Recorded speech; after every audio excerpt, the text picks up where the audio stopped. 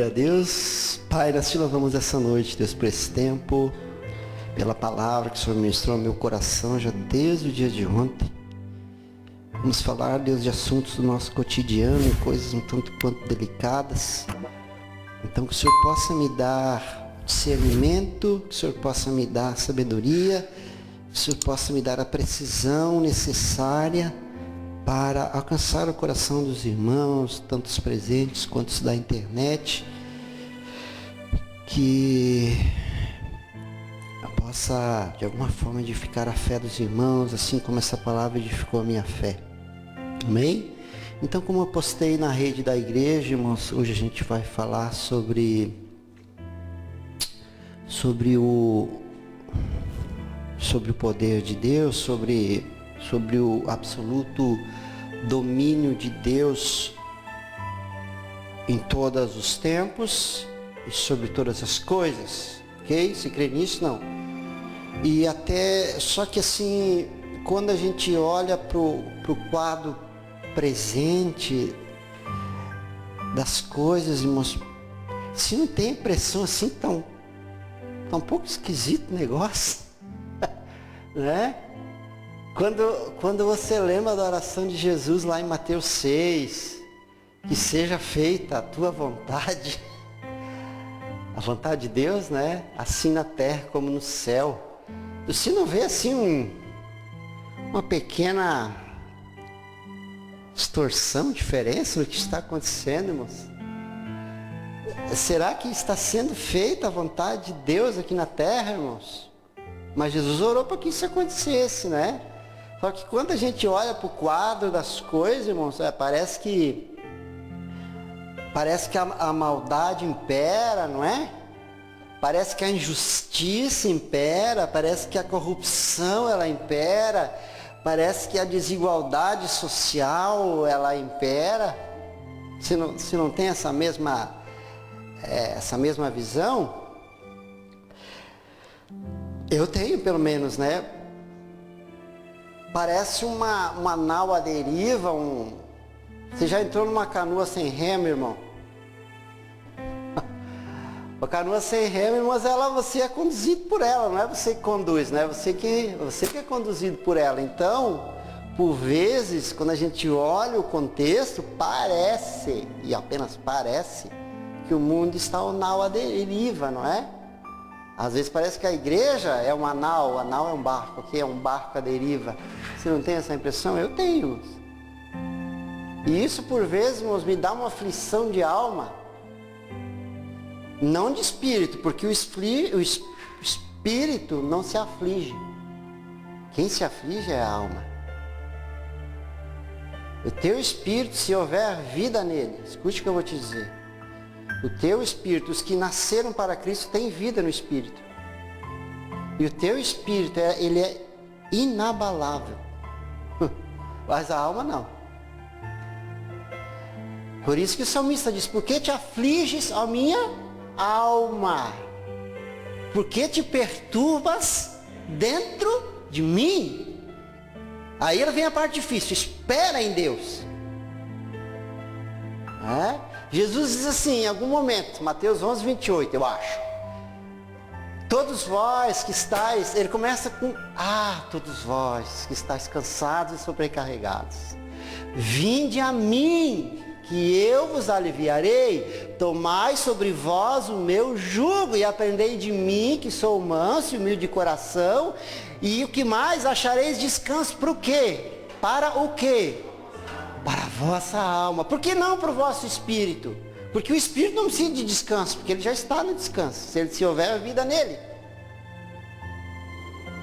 Então, quando eu me deparo com essas situações, onde eu vejo a maldade imperando sobre o bem, onde eu vejo a injustiça imperando sobre a justiça, onde eu vejo a corrupção imperando, onde eu vejo a desigualdade cada vez mais operando, sendo desigual, por vezes me dá uma aflição de alma que se eu não sair desse lugar, só tem um resultado para mim, Rivotril na cabeceira da cama. Entendeu? Eu preciso sair desse lugar. Eu preciso sair. Eu penso que você é a mesma coisa.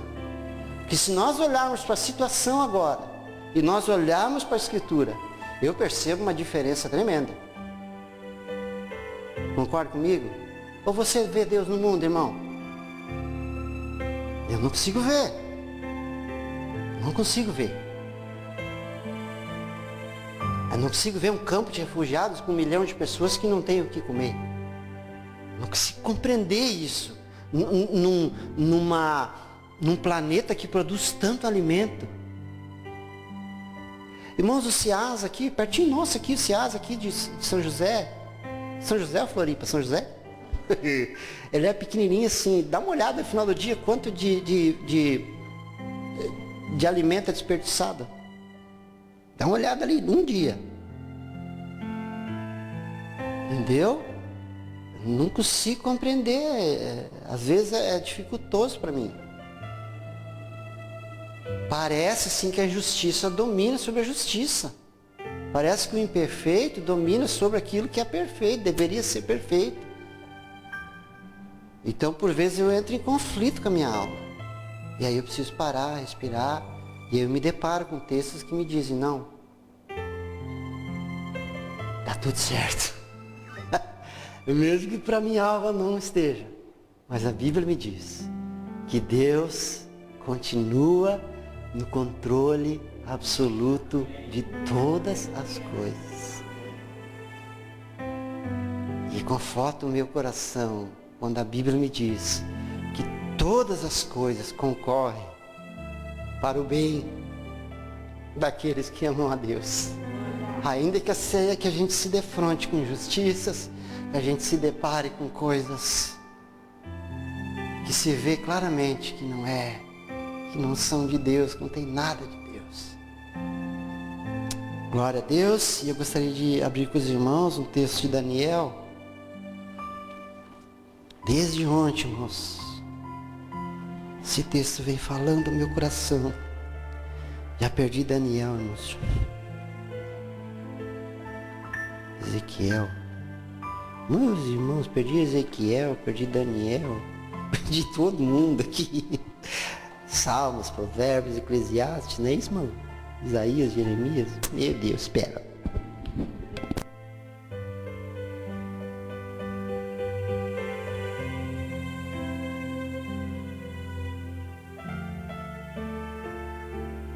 Vamos ler Daniel capítulo 2, a partir do verso 20. Daniel capítulo 2, a partir do verso 20. Vocês acharam aí? É importante você achar, mano. Eu não estou conseguindo colocar o data show, tá, irmãos? Mas vai dar. Amém? Disse Daniel: seja bendito. Todos acharam? Seja bendito o nome de Deus para todo sempre, porque dele de Deus, tá certo? É a sabedoria e a força, ok? É Ele quem muda, agora preste atenção, é Ele quem muda os tempos e as horas. Tempo e hora aqui não é a mesma coisa, tempo aqui é clima. Algumas versões dizem estações aqui em cima, ok? Estações, né? Então Ele é quem muda as estações e as horas, tá? Remove reis e estabelece reis. Ele dá sabedoria aos sábios e conhecimento aos entendidos. Olha só, versículo 22. Ele revela o profundo e o escondido. Conhece o que está nas trevas, o que está em trevas. E com ele mora a luz. Até aqui. Bom, isso aqui é profundo demais, irmãos, a oração de Daniel. Vou explicar rapidamente o contexto, porque eu não quero me deter no texto em si, mas sim na mensagem, ok? Depois você lê na tua casa o livro de Daniel, capítulo 2, é muito interessante. Mas basicamente Nabucodonosor, ele teve um sonho, entendeu? E ele tinha intérpretes que interpretavam os sonhos do rei, porque eles entendiam muito, assim como hoje, né? Deus fala através de nós em sonhos, né? Eu já tive sonhos reveladores de Deus, entendeu? E quando a gente não tem revelação, é comum a gente perguntar para alguém, né? Um auxílio, alguma coisa assim. Então o rei tinha ali os caras que interpretavam o sonho deles, né? E aí o rei teve um sonho, ficou abalado, né? E aí o rei chamou eles todos ali, era um grupo ali de pessoas próximas ao rei que interpretavam os sonhos dele. Só que ele disse assim, olha, eu tive um sonho, eu quero que vocês interpretem, mas tem um detalhe. Eu não vou contar o sonho para vocês. Eu quero que vocês me contem o sonho que eu tive e interpretem. Pensa os caras. Não, e detalhe, aí o rei Nabucodonosor disse assim, olha, se vocês não fizerem, eu vou despedaçar vocês e a casa de vocês. Pensa que cara bonzinho. E você pensa que a palavra do rei tinha que passar por algum presbitério para ser aplicada? Não. A palavra de um rei era um decreto. Quando ele disse assim, se vocês não me contarem o sonho que eu tive, eu vou despedaçar vocês e a casa de vocês. Ali está incluindo mulher, esposa, tudo. Entendeu? Olha a situação dos caras. Rei era bom, hein? E aí que todo mundo caiu em desespero, né? Rei, isso aí não tem como. É impossível. Nós nem dormimos com o Senhor. Nós nem dormimos com o Senhor, porque às vezes o cara sonhando fala, né? Isso é um perigo pro homem, né? Às vezes o cara sonhando fala, né? Mas eles não dormiram com o rei. Como é que eles vão saber que o rei sonhou, irmãos? Isso é de Deus, né? Aí os magos disseram, não, esse é para Deus, esse não é para interpretador de sonhos, esse é para Deus. Aí se levanta Daniel, e Daniel entra na história, né? Então, só para você compreender o contexto, se você nunca leu, então a gente resumiu aqui.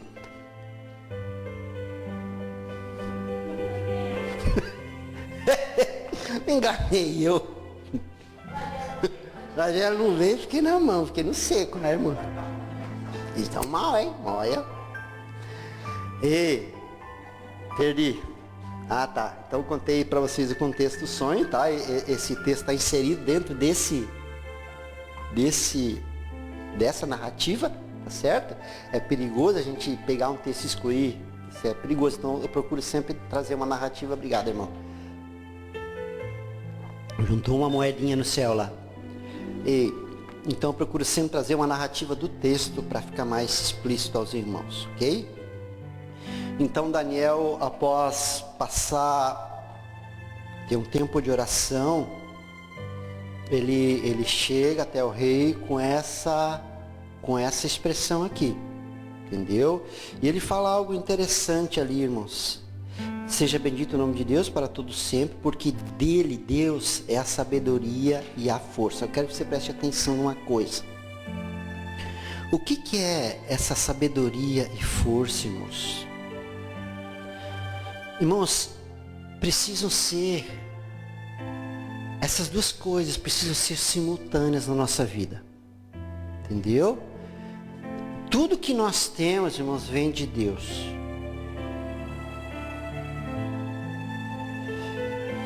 E sabedoria e força são coisas que eu penso que a igreja às vezes é carente.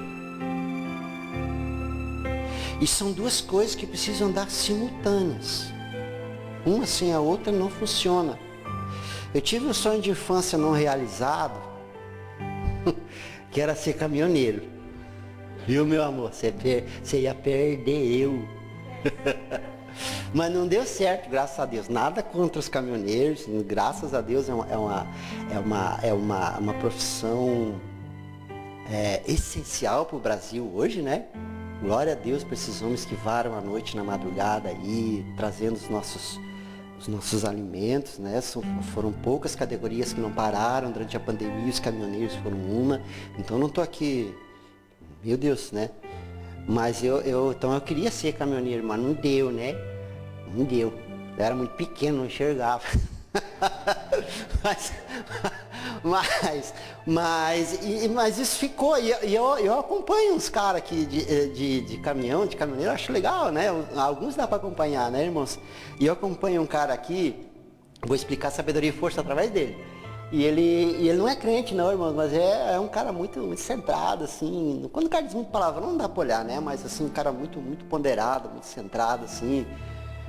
E ele estava no Pará, e tem uma parte do Pará ali, que atravessa o rio Tapajós. Já ouviu falar desse rio? Não, esse rio não é bem um rio, é um mar, né? Porque de ponta a ponta, assim, aonde a balsa atravessa ali, dá 2 quilômetros, irmão, de rio. Então, você olha lá do lado assim, meu Deus, né? São 2 quilômetros a travessia ali. E ele dirige um caminhãozão daquele grandão, daqueles de 9 eixos, né? Aquele que o carrinho 1000 tem que pensar 5, 6 vezes para ultrapassar, porque é roda, né, Luca? Você bota para podar, começa a passar a roda. 1, 2, 3, 4, 5, e o carrinho não vai. 6, 7. É terrível, irmão. Né, Luca? Se for via simples, o cara tem que rezar de tudo que é jeito, tem que orar de tudo que é jeito, porque não termina que é a roda. E aí o cara dirige um carretão esse de 9 eixos, bem comprido, e ele subiu, e ele estava em cima de uma balsa para fazer essa travessia, né, irmãos? Imagina o tamanho da balsa. Tinha a carreta dele, tinha caminhão, tinha carro pequeno, tinha moto, era um... E aí, você sabe que a balsa é algo inerte, né? Ela não tem motor, ela não tem leme, né? Ela é atracada com um rebocador. Um rebocador, um barquinho pequeno, mas de muita força. O rebocador atrela nela e aí o rebocador atravessa a balsa, né? Mas pensa no tamanho da balsa. E aí, quando aquela balsa está no meio do rio Tapajós, o que acontece com aquela balsa, irmãos? Ela perdeu o leme, quebrou o leme. O que acontece, irmãos, quando o navio quebra o leme? Mas ela tem motor, não tem? Ela tem a força, mas ela não tem a direção. Então fica inútil. O que aconteceu com ela no meio daquele rio gigantesco, com carreta em cima, com caminhão em cima, com carro pequeno em cima, com gente em cima, ele filmando, né? Ele filma no YouTube, tem um canal, né? Só se via as pessoas, cadê os coletes? Cadê os coletes? Porque eu ia ser o primeiro a olhar. Porque você imagina um trem daquele tamanho, ela começou assim no meio do rio, ó. Começou a rodar. Irmão, você não tem noção do que é aquilo. Eu não tenho noção do que é aquilo. Mas a filmagem do cara e o apavor das pessoas. Porque você imagina uma carreta em cima, caminhão em cima e aquele negócio rodando assim, ó. Porque tinha um motor, mas não tinha o leme. Ficou inútil. Aí, graças a Deus, conseguiram... não sei como o cara conseguiu ancorar, bater num barranco assim, e ficou tudo... Ninguém morreu, irmão. Tá tudo tranquilo. Mas o que eu quero dizer a você é isso aqui, ó. E de outra parte, se ela tivesse o leme, se no meio da travessia ali tivesse quebrado o motor, e ela só ficasse com o leme, o que ia adiantar, irmãos? Mesma coisa. Ia rodar do mesmo jeito, porque ela não ia ter leme, e não ia ter motor, perdão. Você entende? A sabedoria e força tem que andar simultaneamente, irmãos? Isso a gente tem que aplicar para a nossa vida. Irmãos, o problema é que nós fomos evangelizados, a maioria de nós, pelo menos, fomos evangelizados no evangelho que não precisa fazer força. O evangelho que não sabe lidar com a perda. Não é? Porque a força é para quando? Quando está tudo bem, irmão? Para quando que eu preciso ter força, irmão? Quando as coisas não estão como eu penso que deveriam estar. Não é? O que nós acabamos de cantar? Ainda que a figueira não floresça, e não haja fruto da vide, e o produto da oliveira minta. Ele continua, não deu para colocar na música, mas ele continua assim, ó. Ainda que o campo não produza mantimentos, as ovelhas sejam exterminadas e não haja gados nos currais. O que é isso, irmão? Perda. Mas nós não fomos ambientados a perder. Nós não fomos discipulados e preparados para perder. Só que Jesus diz o quê? Aquele que perder a sua vida, por amor de mim, achará. O que é perder a vida, irmão? Perda. Nós não fomos, a maioria de nós não foi discipulada para enfrentar dificuldades. Nos pregaram o evangelho muitas das vezes que apenas é um mar de rosa, não vem para a igreja que tudo vai dar certo. Não, mas Deus nunca disse isso. Não adianta enfeitar o evangelho dessa forma. O que Deus nos garantiu, irmãos, foi vitória sobre todas as coisas. Mas Ele não disse que tudo ia dar certo. Por isso que nós precisamos de força.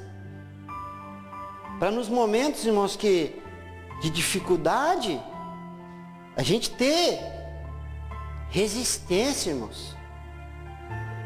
para saber lidar de cabeça erguida com as situações. Força. Irmão, no chamado de Josué, em pouquíssimos capítulos ali, por 3 vezes, você lembra o que Deus disse para Josué? Esforça-te, ser muito corajoso. 2 coisas. Ah, mas isso é só para Josué, tu diz? Não é não. Isso é para a igreja em todos os tempos. Só que a força, ela não pode vir daqui, ó. Ela tem que vir da onde Daniel disse que ela veio, do alto. E a sabedoria é a mesma coisa, irmãos. Como nós erramos, como nós arrumamos problemas, que nos momentos de decisão nós não agimos com sabedoria. Nós fazemos as coisas, e aí, pastor, ora por mim, porque, irmão, você já fez. A oração não tem que vir depois da ação, ela tem que vir antes. Pastor, vamos orar porque eu preciso tomar. Você não precisa nem contar o que é. Entendeu? De repente você quer se separar da esposa, não sei. Entendeu? Mas você tem que chegar antes de fazer. E pedir oração. Para os intercessores, para o pastor. Mas não é você pedir, não é esse negócio de 6 horas. Eu não gosto de crente de 6 horas, irmão. Porque às vezes ele pede oração e ele fica olhando novela. É totalmente sem sentido, entendeu? Então se está com um problema, quem é o maior interessado no teu problema, irmão? Você. Entendeu? Não adianta você pedir oração para mim e eu vim para cá, para a igreja, orar, e você ficar assistindo novela, ou ficar assistindo Figueira, ou ficar... Não, agora não tem, né? Mas, não sei, ficar... Não tem sentido, irmãos. Aí Deus olha lá de cima e vê. Pô, o maior interessado está assistindo televisão? Não, meu irmão. Entendeu? Então a sabedoria, irmãos, é algo essencial nos momentos de decisão e que precisa fazer parte da nossa vida. Amém, irmãos? Entendeu? Sabedoria e força. Lembre sempre desse exemplo, viu? É como aquele barco. Nós precisamos, irmãos, de uma direção e nós precisamos de força para depois de ter a direção poder tomar as decisões. Nossa vida, irmão, vai ser muito mais simples. Vai ser muito mais prática, vai ser muito menos sofrida, vai ser muito menos dolorosa se nós trilharmos o caminho que Deus nos predestinou. Ok? Não, ele está à frente aplanando. O problema é que às vezes a gente sai do rastro da patrola, né? A gente sai e quer andar lá na trilha. Não. Vocês entendem assim? Glória a Deus. Sabedoria e força, tá? E eu agora quero falar umas coisas talvez do nosso cotidiano aqui, irmãos. Talvez sejam buscar bastante sabedoria do Senhor para falar, sem no entanto distorcer a palavra, né? A mensagem.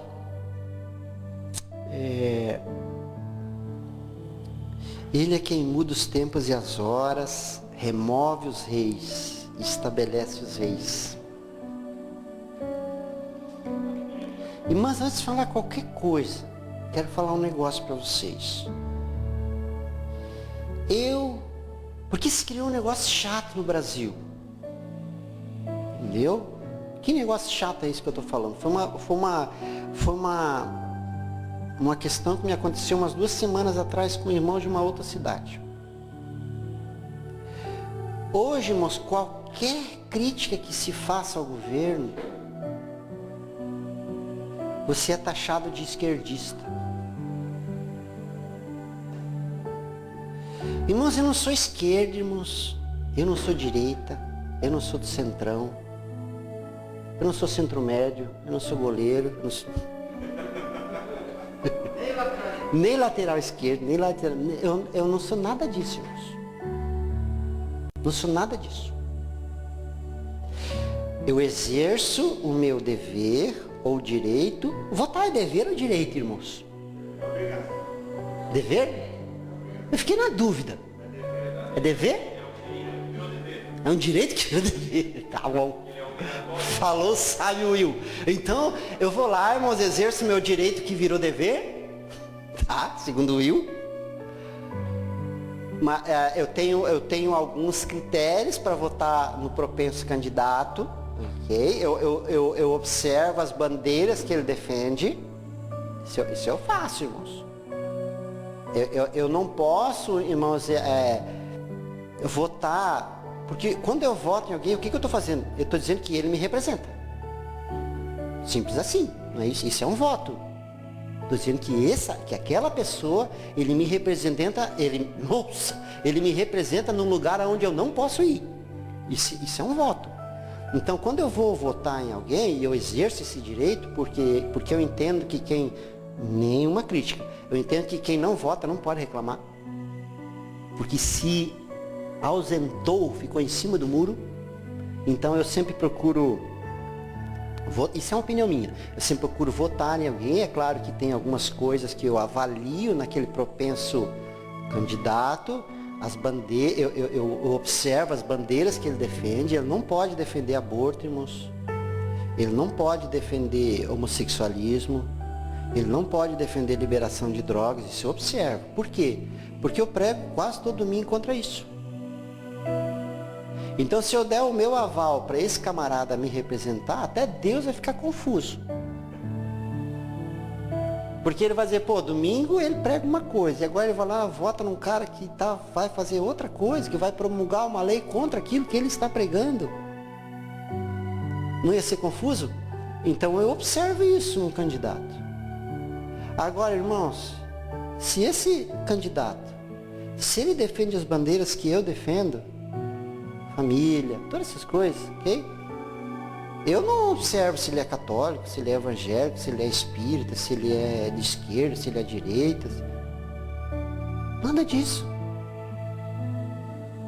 Mas está se criando um negócio dentro da igreja que se o cara é de esquerda ou de direita, eles não podem mais conviver. Que negócio é esse, irmãos? Quando foi que a política virou religião, irmãos? Quando foi? Porque você começa... Sabe quando você se apercebe que a política virou religião para uma pessoa? Quando ela começa a defender o indefensável. Está tudo ali explícito, mas ela, não, é fake. Tá o áudio lá, tá o fake. Não, irmãos.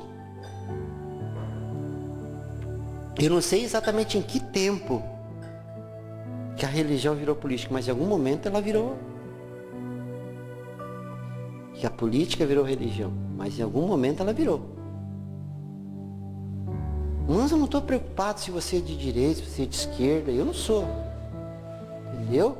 O que eu estou presenciando no Brasil são coisas erradas, como sempre aconteceram.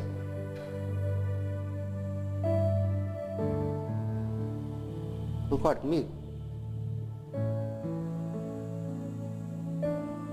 Uma coisa, irmãos, é você, entenda aqui comigo, ó. Eu e a pastora, a gente estava conversando ainda há pouco. Uma coisa, a Bíblia diz que a gente orar pelas autoridades constituídas, ok? É dever nosso. Mas eu não vou dizer amém para tudo. Porque eu vejo através da Escritura um monte de coisa errada que continua acontecendo. Só que quando o cara é um religioso, um político religioso, ele diz que o cara é de esquerda porque critica o governo. Não, irmão. Eu não sou de esquerda, não sou de direita, não sou nada dessas coisas. Eu voto na pessoa, não voto no partido. Eu voto na pessoa, eu voto no que eu consigo visualizar daquela pessoa. Então eu não estou aqui fazendo campanha contra Bolsonaro, contra o nosso presidente, não. Eu estou tentando entender o porquê que nós aqui no Brasil estamos vivendo essa condição, irmãos. Irmãos, porque cada vez, entenda aqui comigo, cada vez que eu vejo um documentário sobre a Segunda Guerra, irmãos, cada vez que eu vejo um documentário sobre a Segunda Guerra, e eu assisti muitos já, eu vejo a Alemanha dizimada, eu vejo a Itália dizimada, eu vejo a França dizimada, eu vejo o Japão dizimado. Você sabe quando acabou a Segunda Guerra? 45, foi ontem. Vai lá ver essas nações como estão, irmão. Vai lá ver o IDH do povo alemão. Índice de desenvolvimento humano. urbano, humano, índice de desenvolvimento humano. Vai lá ver o IDH dos alemães, irmão. Em 45 aquela nação foi dizimada por um lunático chamado Hitler. Não sobrou pedra sobre pedra. Irmão, se tivesse acontecido aqui no Brasil, até hoje nós estamos morando em caverna. E em 45 até agora aqui, por favor, me socorra. 45? Ai, sei lá. Não fiz a conta antes, devia ter feito, né? Em 75 anos, os caras estão séculos à nossa frente de novo. O que aconteceu com o Brasil? O que acontece com o Brasil? Irmão, nós já tivemos governo de direita, nós já tivemos governo de esquerda, nós tivemos governo do centrão, tivemos governo militar. O que precisa, irmão? Qual é o próximo candidato a rei, a salvador da pátria? Qual é o próximo?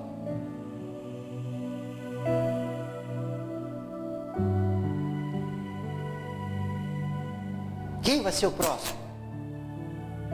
Dos propensos candidatos para 2022, eu acho que nem sei. Deus estabelece os reis. Deus remove os reis. Deus continua no controle de todas as nações, inclusive o Brasil. Sabe, irmãos? A igreja ela fica militando entre ela. Ah, não posso gostar do irmão de esquerda. Cara. Agora outra discussão teológica que eu estou acompanhando na internet. Os caras começaram a brigar porque uns são pré-tribulacionistas e os outros são pós-tribulacionistas. Então os que são pós-tribulacionistas não podem escutar os que são pré-tribulacionistas. E vice-versa.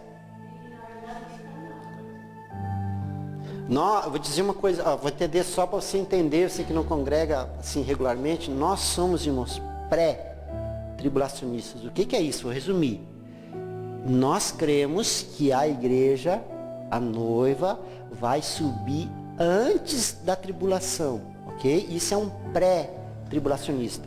Nós não vamos ver o anticristo, nós não vamos ficar debaixo do governo do anticristo.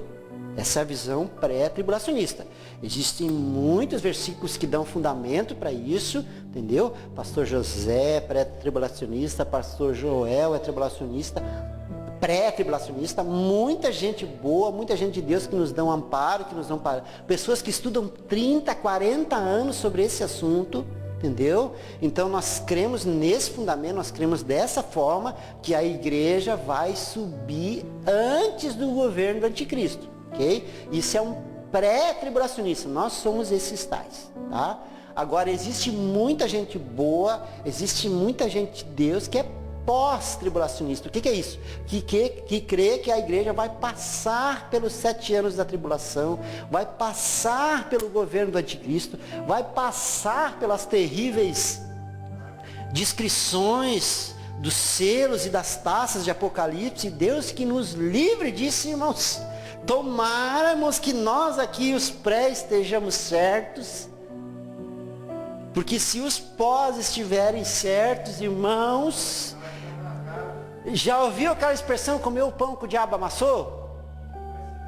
É isso. E algum irmão esses dias me disse ainda que ele amassou com os pés o pão.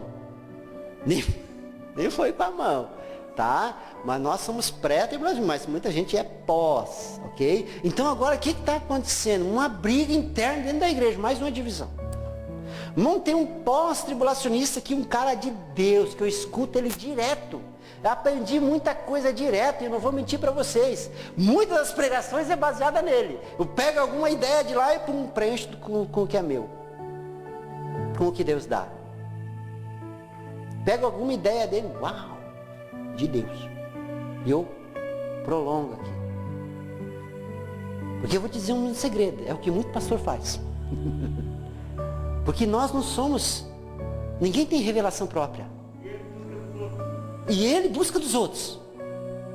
Irmãos, quando você viu aqui, se você ler Daniel 2, quando Daniel ouve que Nabucodonosor ia matar todos os sábios, você sabe o que Daniel faz? Não, eu posso tentar. E você sabe o que ele faz? Qual é a primeira ação dele? Ele vai procurar os amigos dele. Ananias, e Como? Esse aí já é o nome babilônico, né? Vamos pelo babilônico que é mais fácil. Sadraque, Mesaque e Abdinego. Ele não vai para o rei, ele vai para os irmãos. Porque ninguém tem a revelação sozinha. Nós precisamos um dos outros. Entendeu? Então, aí quando esse pós-tribulacionista prega alguma coisa que eu vejo que conflita com o que é pré, eu digo, obrigado, irmão.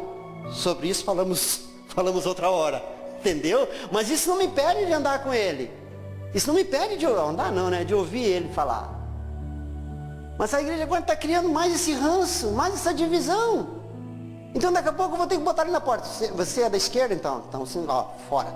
Você é pré ou pós-tribulacionista? Ah, eu sou pós. Então você não pode entrar com nós somos pré. Vai para lá também. Cara, que reino é esse, irmão? Que igreja é essa? É a igreja de Coríntios. É uma igreja carnal. Ah, vocês são de Paulo, vocês são de Apolo, vocês são de não sei quem. É a igreja de Coríntios, uma igreja dividida. Uma igreja carnal.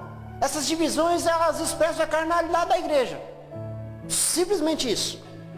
Se eu não posso conviver com um cara que pensa que a esquerda é correta, se eu não consigo conviver com ele, significa que eu e ele somos carnais. Se eu não posso conviver com o camarada que é pós-tribulacionista, que tem bons argumentos também, então significa que eu sou carnal. Simples assim. Então nós não podemos enredar nessas coisas. Há muito tempo, irmãos, que nós perdemos o discernimento sobre essas coisas. Há muito tempo que nós perdemos a essência do que de fato é o Evangelho. Porque quando a política vira um Deus, e para muitos já é, forma-se uma idolatria dentro da gente. Sabe? Quer ver? Deixa eu mostrar um texto para vocês, irmãos. Deixa eu achar aqui.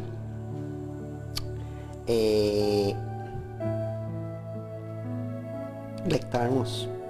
Aquele texto do denário. Tinha anotado por aqui, irmãos.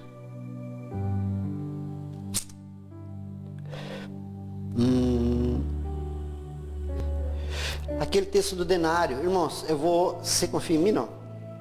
Um dia os fariseus chegaram para Jesus e perguntaram se era lícito eles pagarem imposto para os romanos. Ok? E aí eles trazem uma moeda para Jesus, um denário. E Mateus 12, tá, irmãos? Depois você lê na tua casa. Trouxeram um denário. O denário era a moeda corrente, irmãos, da época, ok? E naquela moeda tinha uma caricatura, a Bíblia fala esfinge de César. Você sabe quem é César, irmãos? Sabe quem é César? Imperador romano. Então nós sabemos o que é César, ok? A escola nos ensinou quem é César, certo? Aí Jesus pega aquela moeda e ele pergunta assim, quem é essa face? Qual é o sentido da pergunta de Jesus, irmãos? Ele não conhecia César? Ora, ele convivia com César. Roma tinha dominado o povo judeu. Os judeus pagavam impostos para Roma. Mas por que ele pergunta quem é César? É como se nós tivéssemos uma nota com a cara do Bolsonaro, ou do Lula, ou de quem quer que seja, desses governantes aí, e eu chegasse para a Conceição, e a Conceição assim me dissesse, de quem é essa foto? Eu disse, irmão, entendeu? É como se lá na Venezuela tivesse uma foto com Maduro, né? E você pegasse aquela célula e perguntasse assim, de quem é esse aqui? O que você ia dizer para esse cara? Não tem nem o que dizer. Porque é óbvio que Jesus sabia quem era César. Mas uma coisa é Jesus saber quem é César. A outra coisa é Jesus se relacionar com César. Por isso que ele pergunta quem é César. Irmãos, eu trabalho há 6 anos no mesmo lugar, mesma empresa. Então fazem 6 anos que eu percorro a mesma rota. E aqui no bairro Ipiranga, irmãos, eu nunca conversei com ela, irmãos. Nunca conversei com essa senhorinha.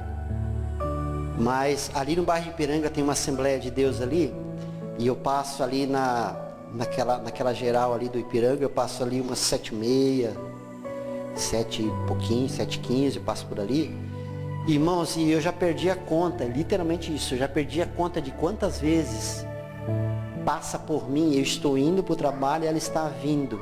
Uma senhorinha do coque, entendeu?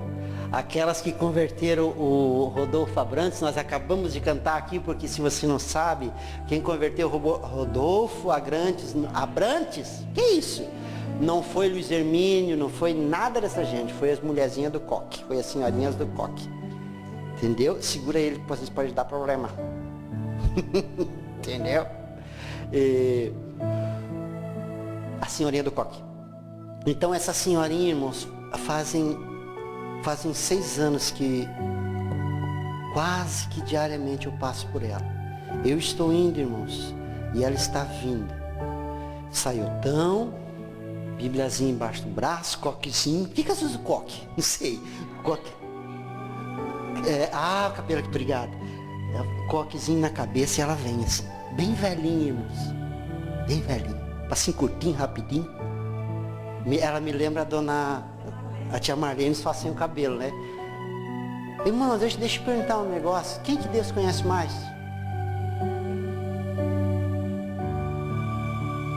Quem que Deus conhece mais? Essa senhorinha que nós não sabemos o nome, que nunca apareceu numa televisão, que talvez nunca tenha pregado, não sei.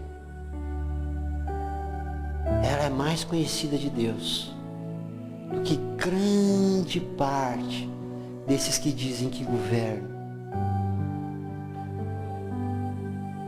O fato do cara citar a Bíblia de vez em quando não significa muita coisa. Porque Satanás cita a Bíblia. Os fariseus, eles iam além de citar a Bíblia. Eles tinham um negocinho chamado filactério, né? E eles amarravam na mão direita ou na testa. Dentro desse filactério, que era uma caixinha ali de couro, tinha um pedacinho da escritura. Ok? Do que serviu isso, irmãos? Deus conhecia os fariseus? Não. Disse, eu não sei quem vocês são.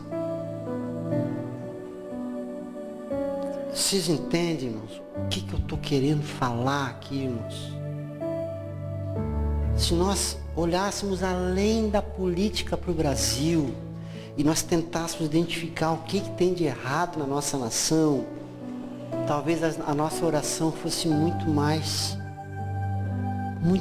precisa, fosse muito mais poderosa e essa nação finalmente desse certo. Não, porque eu oro para o Brasil dar certo. Cara, eu moro aqui. Eu nasci aqui, eu quero morrer aqui. Se Deus se Jesus não voltar antes, eu quero morrer aqui. Eu não tenho grana para ir para os Estados Unidos morar lá, irmão. Não tenho nem essa pretensão. Porque Deus me fez brasileiro. Deus fez você brasileiro, né? Você é venezuelano. Mas Deus fez você. Deus fez você brasileiro. Ele não ficou olhando para a Rose, dizendo, onde é que eu vou botar a Rose? Ela tem cara de alemã, eu vou botar ela na alemã. Não, ele colocou lá no ventre da mãe Joana, porque é assim. Então, nós precisamos começar a ter esse discernimento sobre a nação, porque eu preciso que o Brasil dê certo, irmãos. Eu moro aqui, eu vou viver aqui. Entendeu? O problema talvez seja, irmãos, que nós estamos colhendo coisas de muito atrás. Só que nós estamos com os olhos só na política. Entendeu? Irmãos, o rei Davi, quando ele estava reinando, começou a dar uma seca lá. Falta de alimento, Davi começou a olhar para aquilo e disse, tem alguma coisa errada. O que Davi foi fazer, irmão? Trocou o ministro? Não, ele foi orar. Entendeu? Ele foi orar. E sabe o que ele descobriu em oração? Que Saul, o antecessor de Davi, você lembra lá quando Israel estava... Olha como a coisa é mais complexa do que nós imaginamos. Você lembra nos períodos de conquista de Israel, quando Josué já estava no governo de Israel, que veio lá uns 4, 5 lá, eles armaram toda uma situação, eles pegaram o pão embolorado, né, rasgaram as sandálias para dizer que era de longe, porque eles já estavam ouvindo as histórias de conquista de Israel, e a cidade próxima ia ser conquistada por Israel. Então o que eles astutamente fizeram? Vão pegar um pão embolorado, vão rasgar nossas coisas todas, vão chegar lá para Josué e vão dizer, nós somos um povo de longe. Mentira, coisa nada. E o que Josué faz? Ele não orou, né? Mas Josué fez o quê? Fez uma aliança com eles. São os gibeonitas, já ouviu falar dessa gente? Não. Fez uma aliança com eles. E aí depois Josué descobriu a mentira deles e coisa e tal, e disse, tá bom, então agora vocês vão cortar lenha para nós o resto da vida. Mas eles não morreram, né? Aí o que Saul fez? Saul, num momento lá, matou eles. Só que Josué havia feito uma aliança com eles. Não, vocês vão poder conviver em paz conosco. Mas Saul matou. E aí Davi começou a ter seca no reinado de Davi. Olha só o tempo, irmão. E aí Davi foi orar. E Deus disse para Davi, pois é, Saul matou os gibeonitas que Josué fez aliança. Agora eu te pergunto, o que Davi tem a ver com isso? Tudo. Tudo. Porque Deus visita a iniquidade dos pais nos filhos até a 4ª geração. Cada geração bíblica são 70 anos. 7, 14, 21, 28. 280 anos.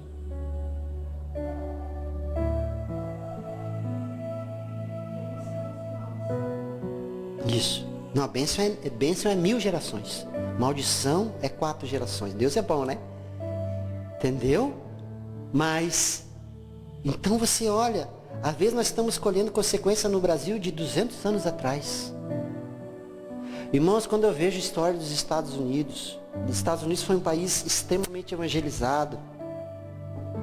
Nasceu de um berço, irmãos. Muitos dos avivalistas saíram de lá. Ok? E muitos desses avivalistas tinham uma missão na vida. Sabe qual era? Pregar para os índios americanos que foram dizimados. Sabe aquele general Custer que ele foi um assassino de índios. E Deus mandava esses caras lá, montado num cavalo, para pedir perdão para os índios de coisas que tinham acontecido 100, 200, 250 anos atrás. Irmãos, alguma vez já passou na tua cabeça que nós somos invasores dessa terra aqui, não? Ou você só sabe taxar os índios de cachaceiro? Eu te pergunto, quem que apresentou cachaça para eles?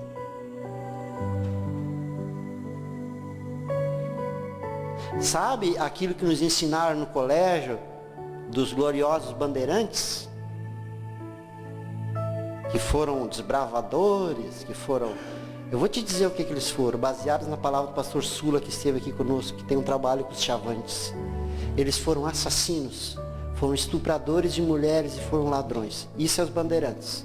Claro que eles não falam isso pra gente no colégio, mas isso é o que eles foram.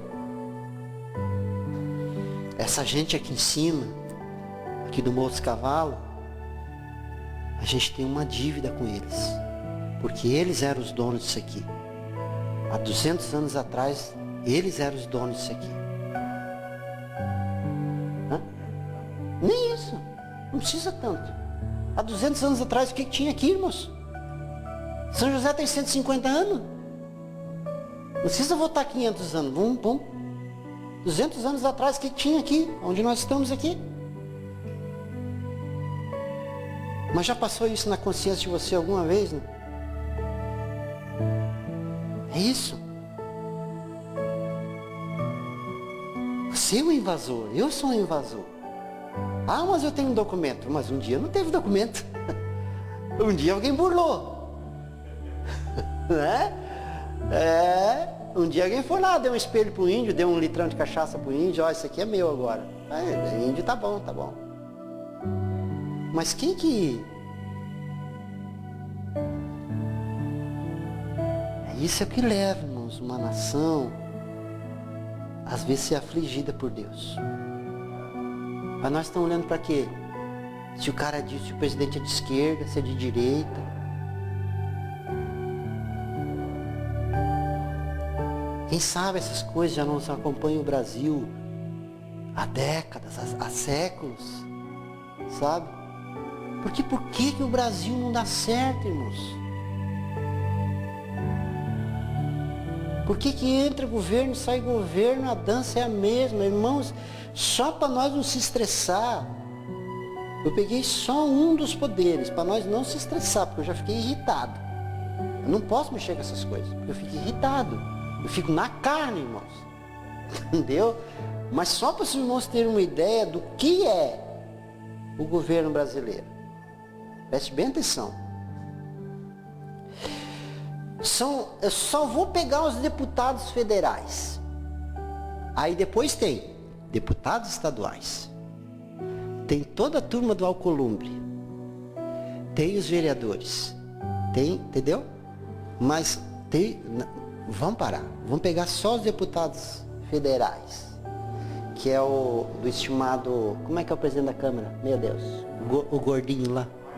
Rodrigo Maia e sua trupe. Só esses ali nós vamos pegar. Ó, irmão, escuta. São 513 deputados. É gente, hein? Cada um desses deputados tem direito, não é que todos têm, mas cada um desses tem direito a ter 25 assessores. Irmão, se um cara já não faz nada, para que ele tem mais 25 para não fazer nada? Eu não entendo essa conta. Porque 25 é uma microempresa, né, irmão? Irmão, nós estamos trabalhando em 4 lá, irmãos, e sai serviço. A minha empresa hoje são 4, 5, 6 pessoas. Minha empresa hoje são 6 pessoas e sai um monte de serviço. Cara, cada deputado desse tem mais funcionário que a Gerdau de Tijucas. Pra que isso, irmão? Mas vai aonde? 25 assessores pra quê, irmão? Isso vem desde quando? Desde agora? Desde sempre? Mesmo os governos ditos populares? Era a mesma festa. E eu não vejo ninguém na campanha mexendo com isso. Você viu alguém mexendo com isso? Não. A não ser os que não podiam ganhar. Né? Aqueles do 1%, aqueles baixavam a lenha, né? Mas os que tinham alguma pretensão de ganhar não falavam isso. Por quê? Por que não falam? Porque não querem mudar. Porque é conveniente não mudar. Porque é um cabide de emprego. Então, cada um tem 25 assessores, para não fazer nada junto com ele. Ou muito pouco. Cada um desses deputados, em média, isso em média, tem uns que variam mais, uns um pouco menos, mas cada um desses, em média, por mês, você tem ideia de quanto é que custa ele, mais 25 assessores? E mais todas aqueles penduricalhos que eles colocam ali, custa em média, irmão, R$185 mil cada um deles. Por mês. Um deputado com 25 assessores custa em média, R$185 mil. Quem paga, levanta a mão. Levanta a mão você também. Parabéns para você. Se você fizer uma conta simples de um mês, né? Muito embora eles trabalhem 10 dias do mês, olha lá. Eles custam a bagatela de 94.900.000 por mês. Você sabe o que é isso, irmão? 94.900.000 por mês a Câmara. E você vê alguém falando sobre isso, irmãos? Você viu a esquerda falando isso aqui, irmãos? Você vê a direita falando sobre isso aqui, irmãos? Você vê o centrão falando sobre isso aqui? Você vê o Centro Médio falando sobre isso aqui? Por que não se fala sobre isso? Por que para liberar R$600 para um camarada aí é uma novela?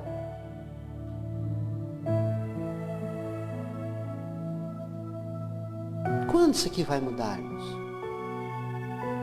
Tem um texto terrível, irmãos. Está lá em Oséias, capítulo 4. A Bíblia diz, assim como é o povo, será sacerdote. Ah, pastor, mas está falando em sacerdote. Mas será que essa mesma lei não vale para os governantes? Eu acredito que vale. Porque está dizendo em Daniel, Oséias diz que assim como será o povo, será o sacerdote. Então vocês têm o pastor que vocês merecem.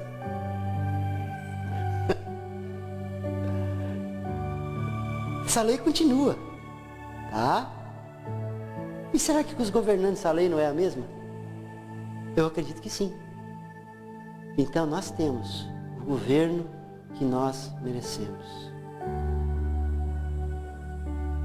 Porque talvez a gente seja tão corrupto quanto eles são. Apenas uma dimensão menor. Nós precisamos arrumar isso, irmãos. Porque senão, irmãos, vai vir um tempo onde não vai dar mais tempo para acertar essas coisas. E é incrível, irmãos, quando eu olho até o ano passado, irmãos, não estava tudo alinhadinho? Não, vamos falar sério aqui. Não estava tudo alinhadinho, não havia uma perspectiva otimista, né, para esse ano, um PIB de crescimento de 3% e não sei o que mais. Irmãos, meu patrão me chamou em dezembro para me fazer propostas a respeito desse ano. Ele queria comprar um maquinário novo e coisa e tal. Então, perguntou se eu tinha interesse em aprender, enfim.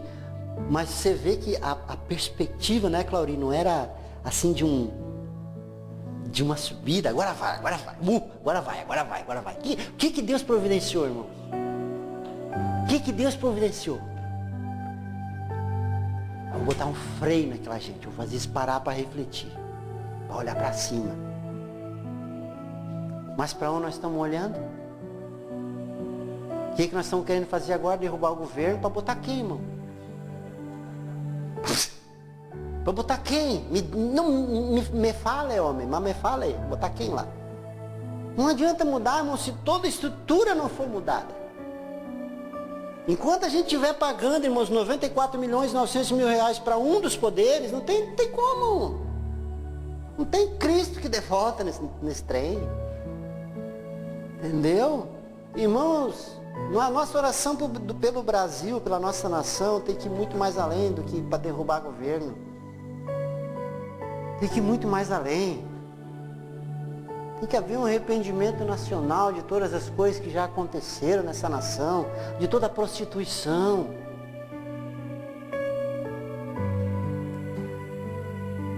De toda a corrupção. Irmãos, vai ver o retrato da mulher brasileira no exterior, qual é? Qual é? O que os gringos vêm fazer aqui no Brasil, irmão? Por causa da sensualidade, por causa... Precisamos quebrar isso. Você mulher, você tem o direito, você tem o dever de quebrar essa sensualidade. Entendeu? Isso é um fardo que repousa sobre a mulher brasileira há séculos. Você não precisa ser sensual, você tem que ser elegante. Porque é engraçado, muitas mulheres são engraçadas. De dia, irmãos, ela anda quase, né, daquele jeito. Aí de noite ela bota aquele pijama de bolinha comprido. Vai entender? Aquela meia velha rasgada, parecendo dedão. Aí ela bota aquilo. Durante o dia, gente...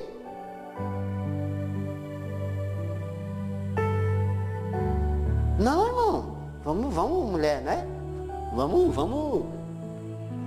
Aí o homem também, o homem bota aquela calça apertada, desenhando tudo. Não dá nem para soltar um pum. Não tem espaço. Aí Aí de noite, aí de noite escapou, irmão. Aí de noite ele bota aquela cueca folgada, né?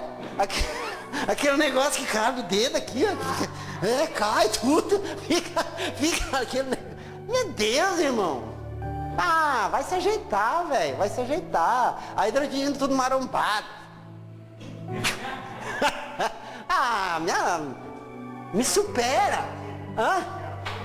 Se apruma, gelatina. Entendeu? Vai ser sensual pro teu marido, vai ser sensual pra tua esposa, irmão. Sabe? Bota a cueca do elefantinho, aquela bonita. Entendeu? Vai ser... Entendeu? Não, nós precisamos quebrar sabe como é que a gente está brincando aqui? Mas isso é um espírito de prostituição que repousou o Brasil. É um espírito de prostituição isso aí. Né? Qual é a maior festa do Brasil, irmão? Você sabe o que significa carnaval? Festa da carne. Vai aonde esse negócio? Precisamos quebrar, irmãos. São coisas que repousam sobre o Brasil há séculos. Séculos e séculos estão aí. Precisamos orar pela nossa nação, irmãos. Deus te fez brasileiro para você orar pelo teu lugar. Entendeu? Você não é judeu, você é brasileiro. Nós somos enxertados. Quando você aceitou Jesus, você foi enxertado em Israel. Mas você continua sendo brasileiro. Você tem duas nacionalidades, entendeu, Claudinho? Você continua sendo, você tem o dever. Eu tenho o dever de orar por essa nação. Para que a corrupção vá embora. Para que se faça verdadeiro o dito do nosso presidente, né? Conhecereis a verdade e a verdade vos libertará. Tomara que isso se cumpra mesmo. Tomara que toda essa podridão, sabe? Porque está escrito ali, ó, que tudo que está em trevas vai ser revelado. Eu ainda acredito, irmãos, que a nação brasileira vai viver um avivamento antes da volta de Cristo. Eu acredito que os nossos parentes vão ser salvos. Eu acredito que os nossos amigos vão ser salvos. Eu acredito que eles não vão precisar passar pelo pão que o diabo amassou. Entendeu? Porque essa é a nossa função. Essa é a nossa função. Sabe? Vamos mudar, irmãos. Pensou, irmãos, em algum momento, se isso vai dar. Mas já pensou em algum momento o cara abrir um horário eleitoral e o camarada começar em rede nacional e ele candere bagai, cheire assim. Pensa que mistério, irmão. Se não. Já. O cara chapado lá no Congresso, já pensou? Não sei se a gente vai ver isso, mas eu queria muito ver. Pensa Davi, irmão. O nosso presidente também fala umas línguas estranhas assim, mas umas outras coisas, né? Entendeu? Mas assim, uma língua estranha desse tipo que eu falei. Sabe? Eu vejo assim, todo respeito, eu vejo assim o Bolsonaro como alguém bem intencionado, mas eu não vejo Deus nele não, irmão.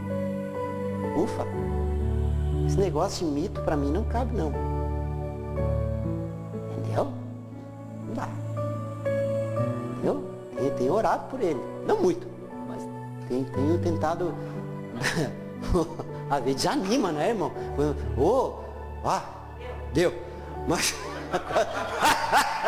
a carne vem, né? Não é? Mas assim, tipo assim, mas entendeu? Mas quem sabe, né? A nossa nação não possa superar, né? Porque Deus é quem muda os tempos e as horas. Deus é quem estabelece os reis. Se o cara tá lá, é porque a gente merece. se os anteriores estiveram lá, é porque a gente merece. Entendeu? Glória a Deus, vamos orar então. Vamos orar, fique de pé, vamos orar. Aleluias. Pai, nós te louvamos essa noite, Deus, por esse tempo. Gostaria que você orasse comigo, irmão, você é brasileiro, né? O André e a sogra que são venezuelanos. Vocês orem pela pátria de vocês, ok? Mas você que é brasileiro, gostaria que você se unisse em oração por mim. Entendeu? Pai, nós louvamos essa noite, Deus, o teu nome. E queremos orar especificamente essa noite, baseado nesse texto de Daniel, que nos garante, Deus, que tu continuas no controle completo sobre essa nação. Nós queremos, Deus, orar, Deus, pela nossa pátria. Queremos orar, Deus, pelo nosso presidente constituído. Queremos orar, Deus, por todas as pessoas que têm estado à frente dessa nação, que têm conduzido essa nação. Pai, nós levantamos a nossa voz em favor deles.